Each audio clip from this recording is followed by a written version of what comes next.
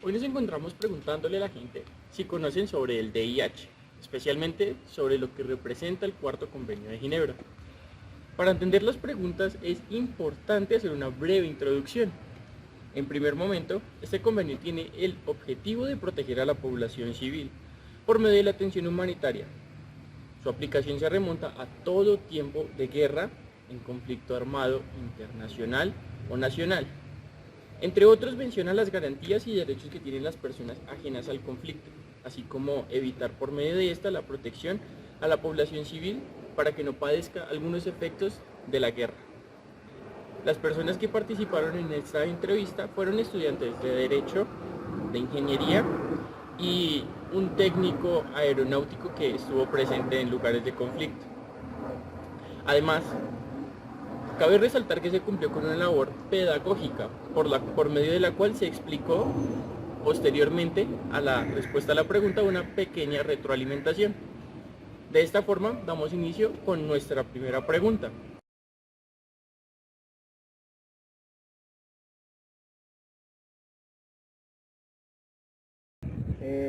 Sí, ¿Cuáles? pues dos tipos. En Colombia creo que hay uno con las disidencias y el ELN, y pues el otro que sería un conflicto armado internacional, sería como Ucrania y Rusia, y pues ahorita Israel y Palestina. Sí, sí conozco un conflicto armado. ¿Cuáles? Pues por ejemplo, actualmente el que está entre Israel y el grupo Hamas. Sí, sí conozco algunos. ¿Cuáles? Conozco que está sucediendo el de Rusia y Ucrania. Sí, conozco un conflicto armado. ¿Cuál? En este momento el de Israel contra Hamas.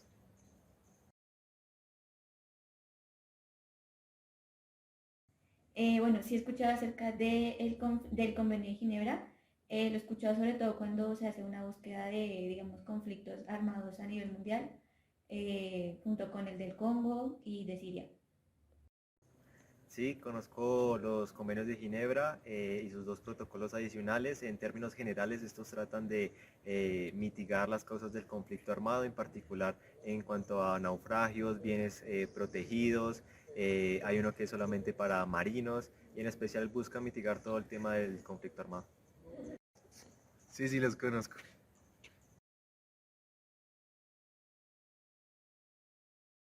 Sí, sí conozco el contenido del cuarto convenio de Ginebra. Sé que es referente a las personas protegidas por el VIH. Sí conozco el contenido del cuarto convenio, y se trata sobre personas protegidas y población civil. De acuerdo con las anteriores entrevistas en las cuales le preguntamos a las personas si conocen el contenido del Cuarto Convenio de Ginebra, vamos a dar la respectiva explicación. El presente convenio fue aprobado el 12 de agosto de 1949 por la Conferencia Diplomática para la elaboración de convenios internacionales destinados a proteger a las víctimas de la guerra. Es importante conocerlo desde su inicio, por lo tanto el título primero sobre disposiciones generales abre con algo muy importante, el respeto del convenio, según el cual las altas partes contratantes se comprometen tanto a respetar como a hacer respetar las disposiciones completamente. El artículo segundo nos habla de algo fundamental para comprender todo lo que vamos a explicar de aquí en adelante, y es la aplicación del convenio, porque el presente convenio se aplicará en caso de guerra declarada o de cualquier otro conflicto armado que surja entre dos o varias altas partes contratantes, aunque una de ellas no haya reconocido el estado de guerra. Aquí se debe puntualizar en el informe del Comité Internacional de la Cruz Roja, el cual habló sobre los problemas generales de aplicación del Cuarto Convenio de Ginebra. Esto es una reunión de expertos de 1998. Se puntualizó que un conflicto armado no debe necesariamente preceder de una declaración de guerra, y esto fue introducido en vista a las nuevas características que están teniendo los conflictos, y se hace para que los estados no se sustraigan de sus obligaciones humanitarias. El convenio también se aplicará en todos los casos de ocupación, tanto total como parcial, del territorio de una de las altas partes contratantes. Y en cuanto a cuándo termina la aplicación de este convenio, el informe del Comité Internacional de la Cruz Roja nos dice que en general el artículo 6 del convenio prevé que en el territorio de las partes en conflicto la aplicación termina con el cese general de las operaciones militares, pero cuando el territorio ocupado Esto termina después de un año del cese general de las operaciones militares, pero si la ocupación se prolonga y si la potencia ejerce funciones de gobierno en el territorio del que se trata, dicha potencia está obligada por un gran número de disposiciones mientras termine o dure la ocupación.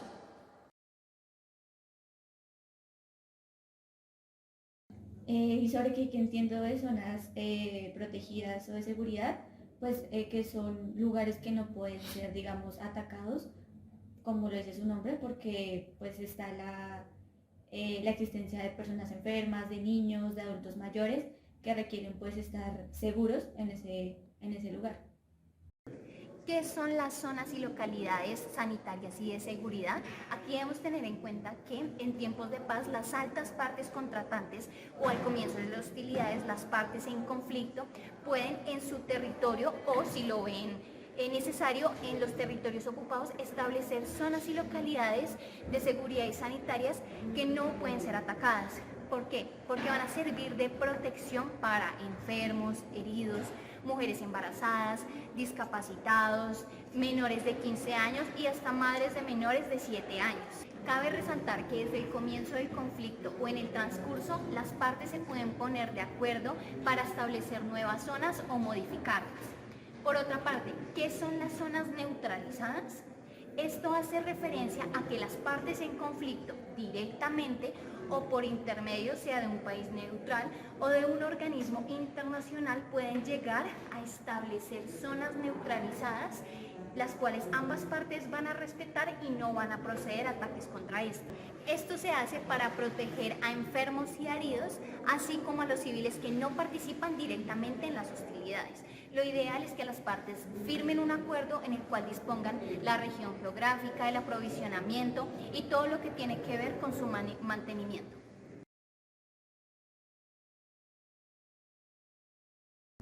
Ok, considero que no debe ser un objetivo militar, teniendo en cuenta de que los convenios de Ginebra y el título del Código Penal dicen que los lugares donde hay aglomeración de personas que no son combatientes no se deberían atacar y tienen una especial protección. Sobre las mencionadas respuestas, el artículo 16 puntualiza que los hospitales civiles, su personal y vehículos en los que se trasladan heridos y enfermos deben ser objeto de especial protección y jamás ser atacados. El artículo 18, por otra parte, dice que en ninguna circunstancia podrán ser objeto de ataques los hospitales civiles organizados para prestar asistencia a heridos, enfermos, inválidos y personas embarazadas. Además, estas personas tienen derecho, como lo menciona el artículo 17, a que se establezcan corredores humanitarios por los cuales la población pueda huir de esas zonas peligrosas mediante pues la apertura de dichos corredores. Ahora bien, en ocasiones los hospitales pueden perder la protección cuando sean utilizados para cometer actos fuera de los deberes humanitarios. Sin embargo, nunca se considerará una pérdida de la protección cuando se preste asistencia a militares heridos o enfermos en esos hospitales o que haya allí armas y municiones retiradas a esos militares. Finalmente, como lo menciona el artículo 20, el personal de los hospitales civiles en un tiempo de conflicto se deberá identificar mediante un brazalete en su brazo izquierdo, donde se va a identificar pues este personal médico, asimismo como el transporte, la asistencia y demás personas que les competen pues estos actos médicos.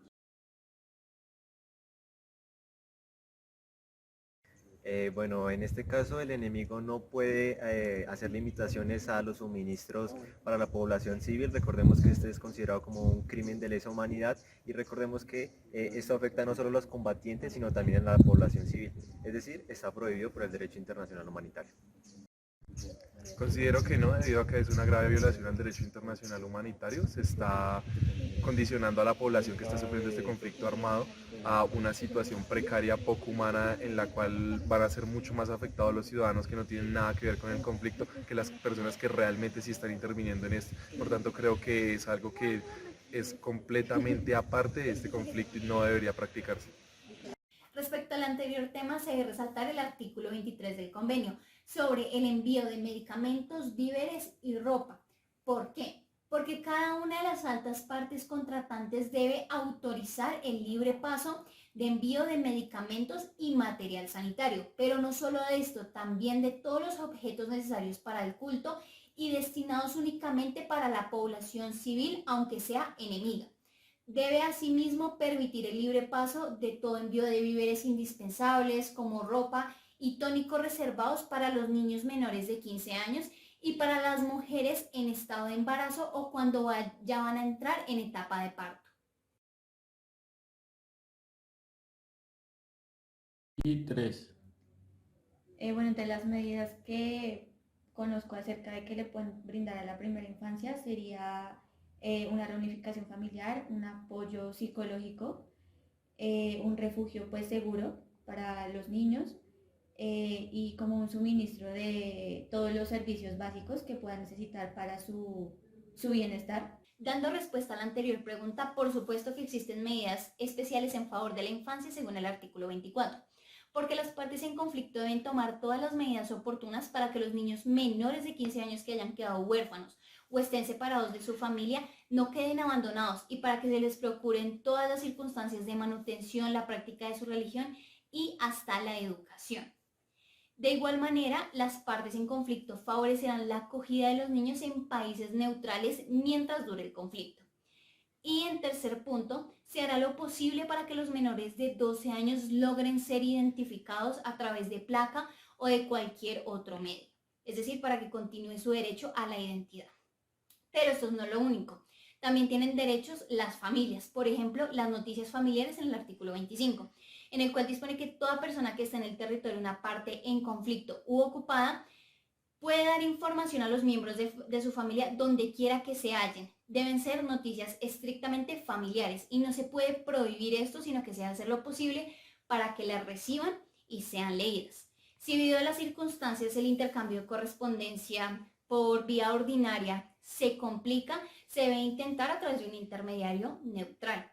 O si las partes en conflicto consideran necesario restringir la correspondencia, deben establecer unos formularios en los que por lo menos puedan escribir limitadamente la información que desean hacer llegar a sus familiares. Entendemos que de pronto ese tema ha cambiado un poco por el tema de los medios tecnológicos y las herramientas de las comunicaciones.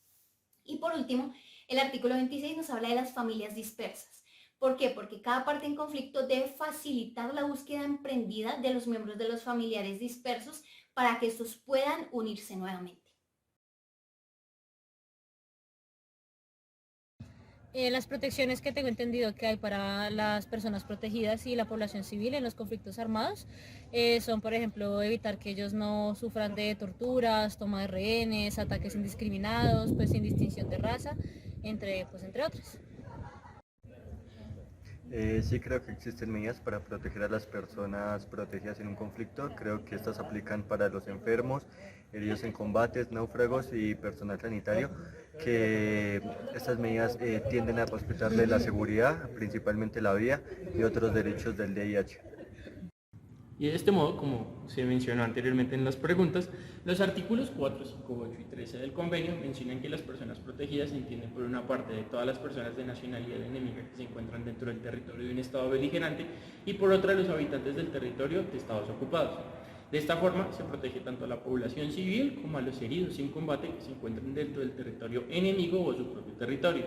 Cabe resaltar que se excluye de esta protección a las personas que atienden contra la seguridad de los estados, es decir, que a estos se les puede limitar la comunicación y locomoción como en el caso de los espías, pero esto no quiere decir que dejen de ser tratados con humanidad. Además, cumpliendo de esta forma con la garantía de no inalienabilidad de derechos, las personas protegidas no podrán en ninguna circunstancia renunciar parcial o totalmente a los derechos que otorga el presente convenio, aplicándose de esta forma el conjunto de la población en un conflicto sin distinción favorable alguna, especialmente en cuanto a raza, nacionalidad, religión, opinión política y teniendo como objetivo aliviar los sufrimientos generados por la guerra. De igual forma, la norma consuetudinaria número 24, esta aplica en la medida de que las partes en conflictos deberán alejar a las personas civiles y bienes de carácter civil de todas estas hostilidades. Y por último, la norma 35 dice que queda prohibido lanzar ataques contra zonas establecidas para proteger a los heridos, a los enfermos y personas civiles de los efectos de las hostilidades.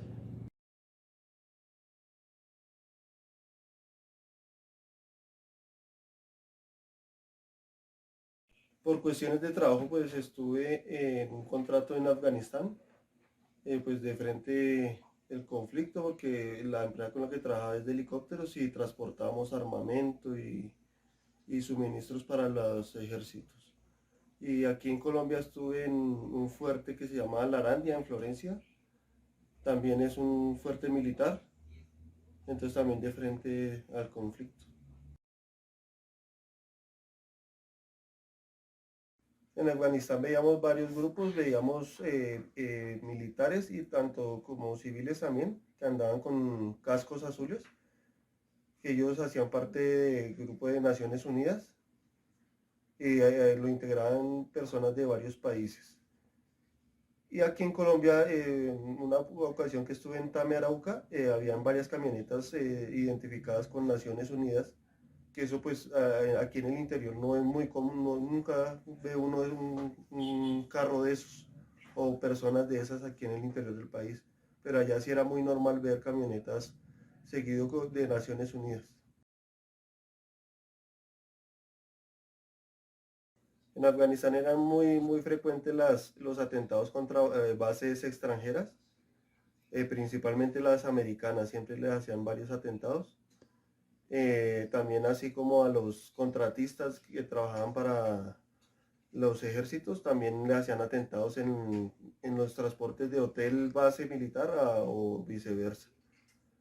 Aquí en Colombia también en varias partes hacen atentados también a la población civil por extorsiones. Fuimos testigos de una en San José del Guaviare. A la vuelta del hotel hicieron un atentado porque están extorsionando a los comerciantes de la zona.